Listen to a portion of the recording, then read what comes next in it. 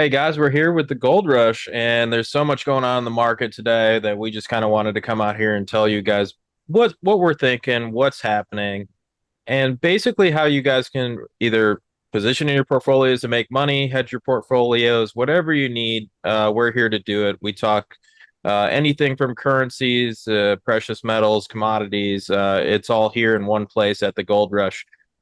Today we're joined by Pat Dunwalla, and we also have Sam Gatlin, my co-host. So got a bunch of good slides for you guys to see today. So Patrick, how are you doing? I'm doing great. Thanks for having me on. I'm glad to have you, man. You and I talk about getting together more often, and we really should because I think you always bring something fun to the table. And I think we got a good conversations most of the time. And Sam's here, Sam as well. So how are you doing today, Sam? I'm doing great. I'm really happy to be here with you guys, and I think I'm excited to have a conversation with Patrick. He has a really interesting perspective about the markets. He spends a lot of time on the Twitter and just has a really good feel for sentiment at all times. And I think sentiment's at a really, really interesting place right now. And let's talk a little bit about that. Patrick, you just set off mic. I was talking about Costco. I recently got a card, so I can go to Costco now.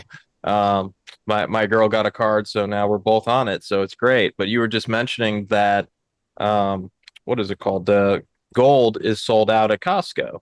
Right, And right. true. Every Costco you go to, there's no gold there at the moment. That was a huge story about, probably a year and a half ago.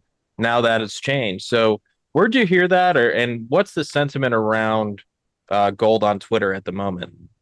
Yeah, I mean, it's interesting. It's kind of flip-flopped even in the last couple weeks, it seems like, first everyone got super bullish, and then you kind of had this, I don't want to call it a blow off top because I don't think it's totally a top, but I mean, it is really extended. And at this point, you're seeing a lot of technicians now getting a little cautious, seeing how much it's extended, how much it's run.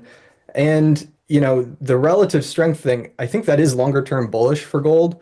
Um, but you're seeing a lot of those stats now, right? You're seeing like gold outperforming S&P over a 20-year basis, things like that.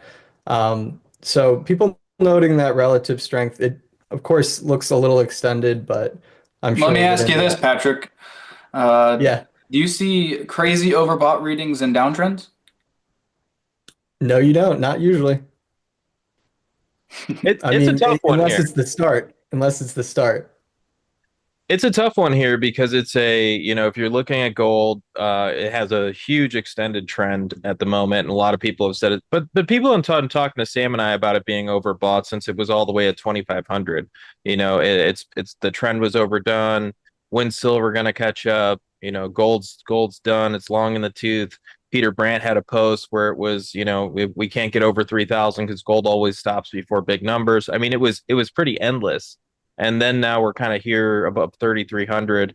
I just like to say most of the time I don't know where this thing will end, but I also agree with you where like finally sentiment is actually turning into something in this market, so it is something to continue to pay attention. For sure. All good uptrends need to correct. It's not healthy to go up in a straight line for too long.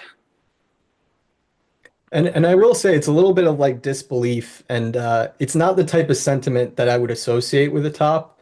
When I say disbelief, it almost seems like, people are seeing that it's extended all that, but I don't think a lot of people are positioned bullish gold. I think there's a difference between being kind of sentimentally bullish and saying you're bullish gold, but I don't think people actually own it in their portfolios and have participated in this run.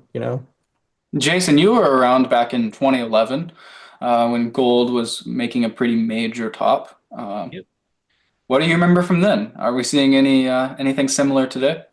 I haven't seen a bubble, that was a real bubble like that. Bitcoin was one. The meme stock phase was probably half a bubble. Yeah, it was crazy. Yeah, everybody shouldn't have been doing what they were doing. And then if you go all the way back to 2011, it was no, it was I mean, people were talking about ways to take their entire portfolios, put it into gold. This is also the time where a lot of those gold Roth IRAs and all these things started to come out, and everybody started to create gold products in the fiduciary world. So it was a very different type of environment. Not to mention, there was people just buying it, storing it anywhere. I mean, like in their ground, wherever it was, every friend you had was asking you about it. Everybody's dad. It's really interesting to just kind of see where it is today, and see that sentiment is nowhere near that overdone. But once again, it was a little bit of a different environment. So I'm not saying we're going to see the same run where we're going to see a 10-year run in gold. But I am saying that I don't think a top's here just yet. But we'll see if this thing really turns around. First, to me, it really has to turn around, start to break trend. Then I would start to say maybe. But Sam, actually, let's go to your chart number two. Number two. Yeah. So yeah, here we have a daily chart of gold futures. I have it fibbed out from this peak, and I believe that was August 2020 to the trough a few months later. You can see that was a really well-defined range. You had multiple tests of support and resistance. And then you got the little shakeout before the breakout. You love to see that. A little bear trap to get things going. And you've just been in a steady uptrend since that bottom, which was in late 2022. And yeah, here you are hitting the 423.6 extension. And sure enough, the sellers have showed up right on time. This is no surprise to us chart watchers that analyze using Fibonacci extension levels. I was expecting the sellers to show up at the 161.8. Sure enough, they did. I expected it at the 261.8. Sure enough, they did. But look at how gold futures consolidated at those levels. The sellers showed up, but they didn't take control of even the short-term trend. It just churned sideways in a very constructive continuation pattern. Yeah, so this is part of the reason why I wanted to bring this up now is we're talking about a top, and Sam and I have put this together over and over again. This is Sam's chart specifically, but we put this out every week at the Gold Rush, nearly every week. Just kind of talking about levels, and we did hit that level recently, and now we're kind of coming off of it. It makes sense for it to consolidate here, but consolidation doesn't mean it's going to break trend. It just needs to go sideways. I also think it's time that some of these other areas start to really catch up. Talking about gold miners, silver, platinum, these things really need to catch up. So I think it's a good time for this thing to start to slow down a little bit. And these other areas inside the precious metals market start to really take off. For sure, Jason. We What are want you to talk to seeing? you. I wanted to Sorry. ask Patrick one question. Sorry, Yeah. sorry, Sam. Sure. But Patrick, so what are you seeing about the gold mining space? If we're looking at gold miners, you're looking on Twitter, are people getting excited about it at the moment, or are people just like, yeah, it is what it is? It kind of reminds me of where gold was back in, what was it, 2022 or 2023, when you tried to break out of that base so many times. I mean, we all saw that base forming, and it just got rejected 3 or 4 times over a 2 year period. So it had so many chances to do it, and it just kept failing. And I mean, a couple years ago, we were calling that gold chart the boy who cried wolf because every time it tried to break out, it just couldn't get it done. It failed so many times before it finally did it, and then once it did, it never looked back, right? It finally decisively cleared that 2000 level and then just went, and here we are.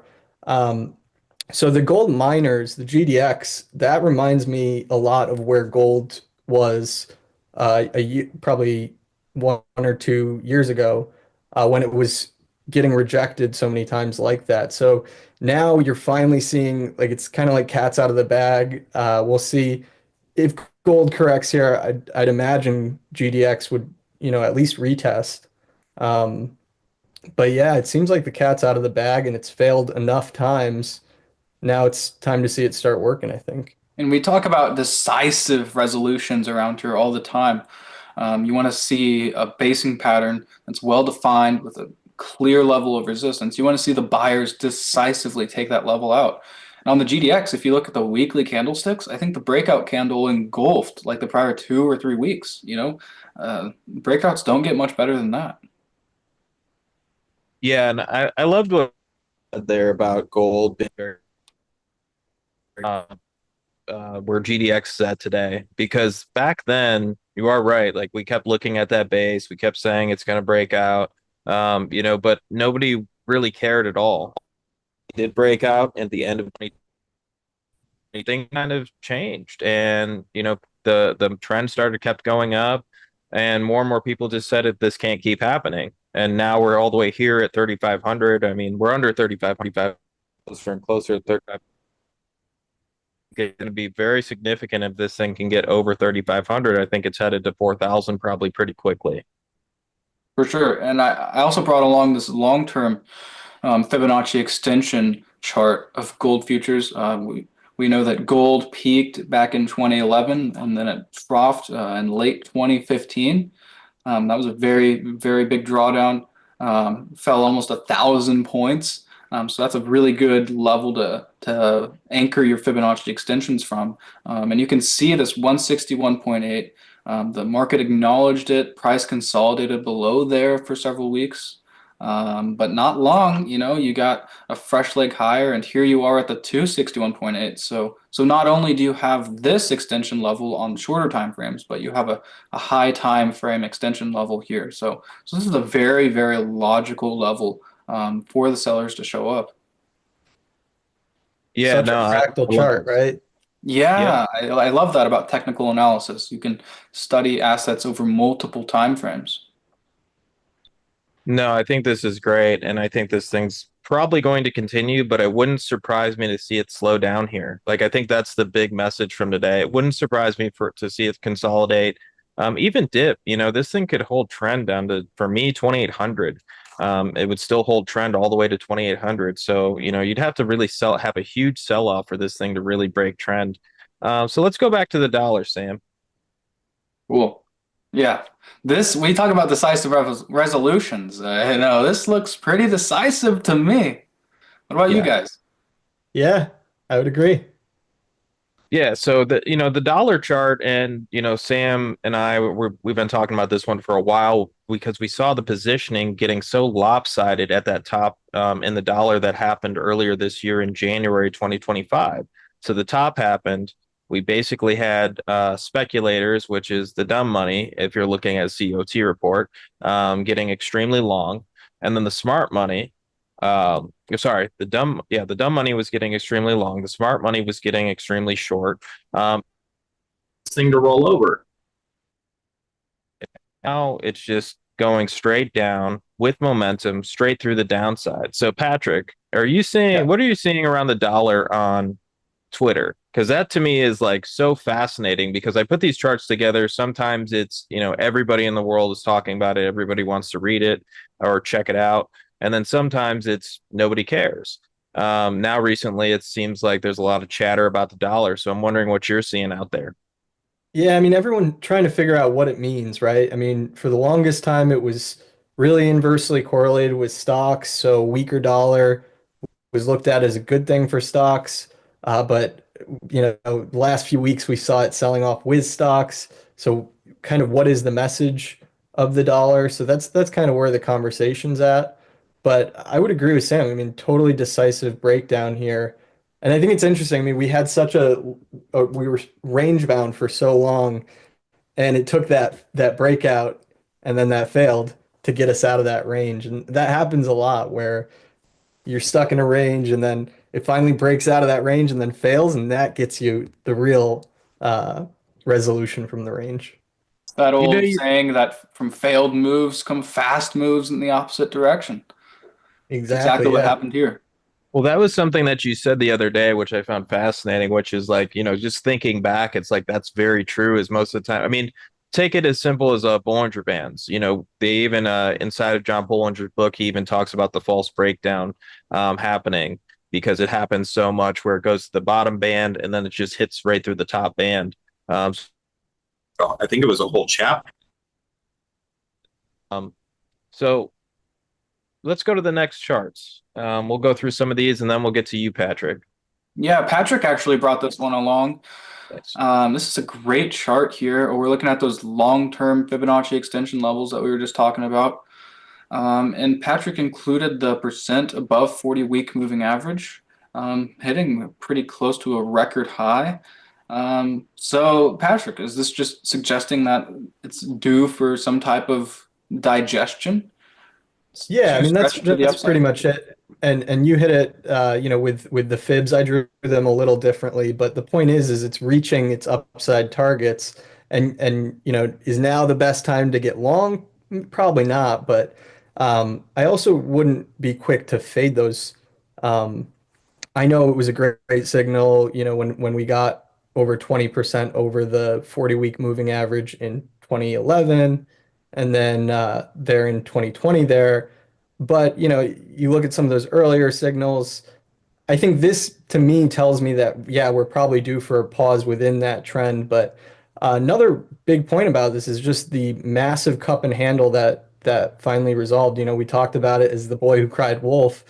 And looking on this chart, it doesn't look like much, but I mean that the amount of times it took to finally get that breakout, and I think by the time it actually happened, I think people had given up on the trade, and I still don't think people are positioned in a way that would be associated with like a top or euphoria, something like that. It's more of that disbelief, and people who are sentimentally bearish on it, maybe they missed out on the run, and they just hate seeing it go up without them. What are you looking for, Patrick, to suggest that people have caught on to this uptrend in gold and maybe it's a crowded trade? Are you looking at COT? Are you just analyzing the Twitter sphere?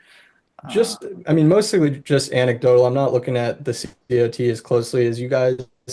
But what are you guys seeing at this point as far as what the COT suggests? You go ahead, Sam. Yeah, it's been stretched. Commercial hedgers are pretty much always net short gold. It's been pretty aggressively net short for some time. The speculators have been pretty long, but it's still not really to that level where you'd say, wow, this is an extreme. This positioning needs to correct itself, which honestly has surprised me. Now in silver, you've seen a little bit more of aggressive positioning, especially from the speculators, and I think that's kind of why silver has underperformed gold up to now. We want to talk to you guys later about silver having one of its best days in recent years relative to gold yesterday. So that could be changing now, and I think that the over positioning by the speculators has been corrected now after that pretty nasty move down. I think that came after the obliteration day on April 2nd.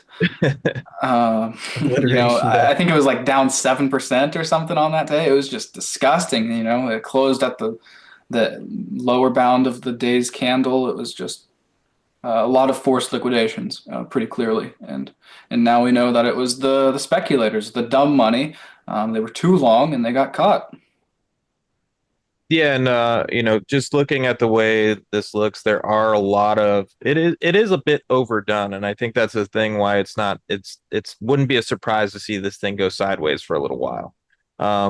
But once again, these are all things that kind of put on your warning signals. The other thing for the COT report that I would say, the only thing that's concerning to me is that the extreme positioning seems like it's just starting to unwind in gold.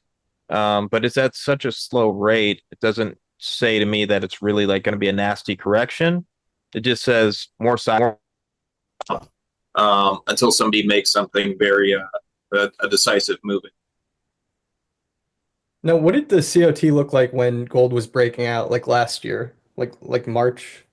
It was really muted, Patrick. Yeah, that's a good point. Is whenever the COT positioning gets pretty close to neutral, that's a great time to buy. You can go back decades, and that signal has been really powerful. So whenever speculators and commercial hedgers are close to flat, that's when you want to buy. And then whenever they get super long and super short, it's a great time to think about selling. I really want to talk about this silver gold chart, guys. Yesterday we had our best day since October 2022 when the S&P 500 was bottoming for silver relative to gold. Do you think this is shaping up to be a little scoop and score? sellers took control of this ratio and broke it down to new multi-year lows. But if this breakdown fails to hold, I think we could see a pretty epic scoop and score back into the range and possibly back towards the upper bound of the range. Yeah, I think this is a great observation, and I totally missed this yesterday, and it kind of got lost in all the moves yesterday. But that's pretty notable, right? And not something that you'd expect to see if this is a top in gold. Wouldn't expect to see silver up 3% on the day when gold's down 3%. That's notable. Totally. Yeah. And yeah, you have silver futures shaping up really nicely here. The 61.8 retracement of this nasty drawdown from $50 down to $11 from 2011 to 2020.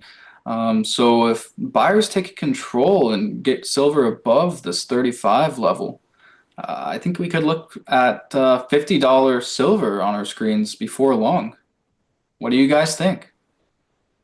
Hey guys, sorry my mic's all over the place today for whatever reason. I'm not sure, but is my voice okay now? Yeah, Yeah, I can you're hear not you. a techno king like Patrick and I. No, I mean I am pretty good at this part of it. Been doing this one for a while, but for some reason it's like literally registering my Mac and then my microphone. Weird, whatever. We're Eh, good now. But yeah, so Sam, what did you just say last? Sorry, I was in the middle of technical difficulties. No, I just think the 61.8 retracement on the silver futures is a big level. This 35. If bulls reclaim that, couldn't we see $50 silver before long? Yeah, Sam, I think it goes back to that the thing you and I have talked about forever, that huge cup and handle pattern that's going all the way back to the 70s. This is just the handle part of it. If you go all the way back, you can see a huge cup and handle pattern. A lot of people just keep saying, I've seen that chart forever. But that's how huge bases are built. And then this huge base could really lead to outer space.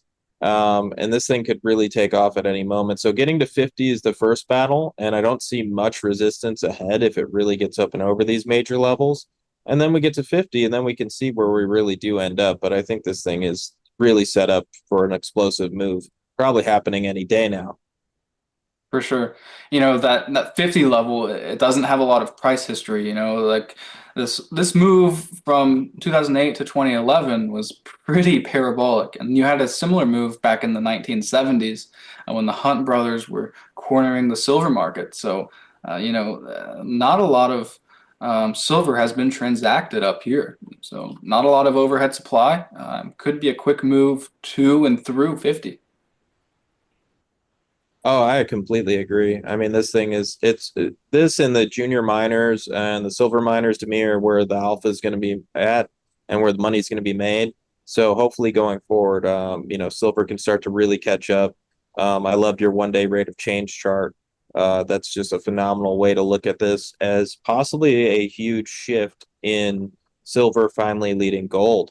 So we got any more charts from Patrick, and then we could talk a little bit Yeah. about the chart report too. Yeah, Patrick brought along this sweet chart of gold versus the S&P 500. This line has gone pretty vertical recently. That's been one hell of a move. Do you think it's due for some consolidation, Patrick, or do you think we have more room to the upside towards that 38.2 retracement? Yeah, I mean, definitely due for some consolidation. Like you said, it's just a vertical move. And now those relative figures are just pretty staggering. I mean, looking at it, like I said, beating the S&P over a 20-year basis, I mean, that's incredible. But this is in a basing process, right? And that could take 2 more years before that base finally resolves, or maybe longer. Um, I mean, you can see, not that this is like a exact guide, but even if that base completes, it's going to take a year or two at least, talking like 2027, or beyond then, before you actually see that breakout. But the point is it's working on a reversal. And I mean, a lot of people I don't think own gold. I mean, earlier in my career, it was kind of advice that, like, you keep 5% or so of your portfolio in gold. But I think that's been replaced with Bitcoin. Now you're seeing uh, big firms like BlackRock saying you should have 2% of your portfolio in Bitcoin and things like that. And I'm not saying that's wrong. Um, but John Roque, one of my mentors and one of the best technicians out there, he has a great point that there's not too many people that have made money in gold around anymore. I mean, a lot of us weren't managing money in the 70s or even around in the 70s, right? So I don't think a lot of people really understand this asset and how much it can go up in tough times and things like that, and the role that it serves in a portfolio like that. So, I mean, I wouldn't ditch my stocks here, but I mean, if this base resolves, even if it does take a couple years, gold's probably going to be here for, a minute. That's a great point, Patrick. This is a textbook bearish to bullish reversal pattern. And when those resolve, it's a brand new trend. The trend has been sideways for about a decade now in this ratio. So yeah, the uptrend really hasn't even started at this point. Over the short term, this ratio is very stretched. Obviously, it's just gone vertical for several months now. But yeah, I think that's a great point. We could see gold outperform stocks for, I don't know, how long do you think? A decade? Like these things don't last just a few years. I think what makes it kind of deceptive is all those starts and stops of it. Most people aren't looking at charts like us as often as we do. So um, it's kind of hard to see it unless you take a step back and really look at it like from this sort of perspective. No, I love the history lessons we're getting as we're having these conversations. To me, that's like fantastic, which is, understanding that, back in the day was like even when I was younger, it was, hey, you want to own some gold, gold's significant. And as I started my career in finance, it became even more significant. But as it fell in price, as it underperformed, it wasn't a staple in the portfolio anymore. I mean, even back in the day, there was the permanent portfolios where you put 25% into gold. I mean, there was a lot of them. So I love the history lesson part of this. I hope you guys are taking that away. So, Patrick, why don't we Yeah, go through another chart and then you can tell us a little bit about the chart report. sure. So, any charts you want specifically? Oh, I mean, I just brought along, I didn't know exactly what we were going to talk about today, so I just brought some charts that were on my mind. Oh, I love this I mean, one. this one, yeah, the US has been the place to be for the last 2 decades.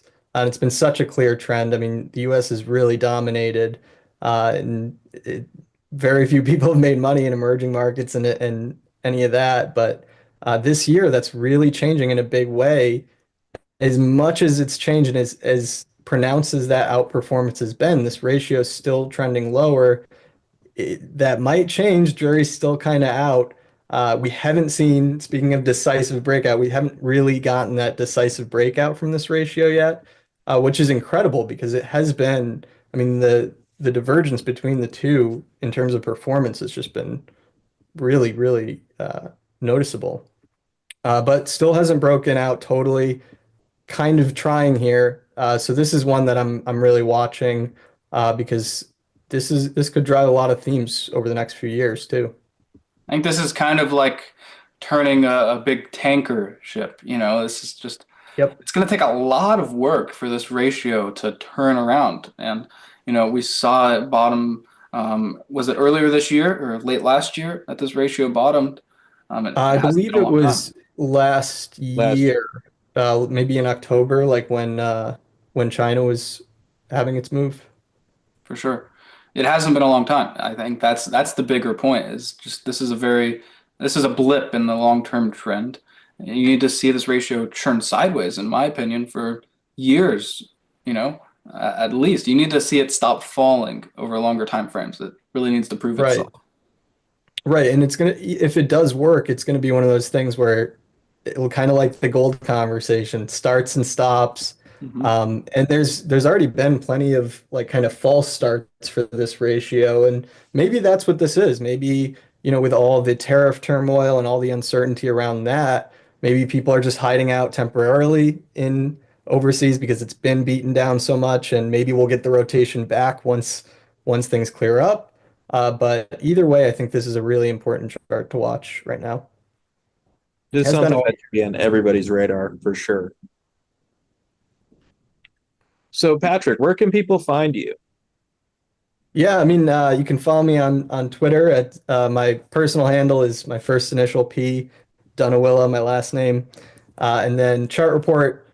That's where we post most of Chart Report stuff, and that's an easy one to remember. Just at the Chart Report, and you can get the Chart Report if you just go to thechartreport.com and put in your email address there, and you'll get free in your inbox every day. The chart report is so good. If you guys haven't signed up for the chart report, your life has gone horribly wrong. I appreciate that. No, I've I been try on. I try to feature you guys in there as much as I can, and it's We pretty frequent. appreciate You guys that. have some pretty great charts in there. It's not just us though. Like there's a lot of great technicians out there that go unnoticed, and you do a great job of highlighting that every single day. No, thank you. Yeah, that's my favorite part about it is that I can always find like new traders that I actually want to be paying attention to inside of Twitter, which is something that I really don't do much is try to really look and search out other people, but Chart Report makes it easy. So, all right, guys, we can end it there. Thanks so much, Patrick, for coming on. Sam, thanks for co-hosting with me as always, and make sure you guys follow us at the Gold Rush. Sam, did we actually bring slides for that? I didn't ask you. No, if you want more information about the gold rush, there's information in the description. You can get a link to see what we do, but we cover commodities every single Friday. We're talking about crude oil, we're talking about cocoa, orange juice, lumber, all kinds of different commodities. We outline trades there. We outline different stocks. Whenever energy is trending well, we're going to outline a ton of energy trade ideas. We talk about gold mining stocks all the time. We've had some huge winners in the gold rush recently. We caught the breakout in the Orla mining, ticker ORLA. I'm not sure if you all have seen that, but boy, has that been a nice one. Probably the best gold mining stock in the entire universe. Just a brand new parabolic uptrend. We caught the breakout there. That's been pretty awesome. Yeah, so definitely check us out at the Gold Rush with All-Star Charts. I'm Jason. I'll see you guys soon. I'll be out for 2 weeks coming up. Sam will be running this, I'm pretty sure, right, Sam? Yeah. All right. Sam's We're going to gonna have be some running fun this. without you, Jason. That's good. I'm happy for everybody. But yeah, it's for 2 weeks, and then I'll be back after that. So see you guys soon. Cool. This was fun, Awesome. guys. We'll catch Yeah, you later. thank you guys for having me. Adios.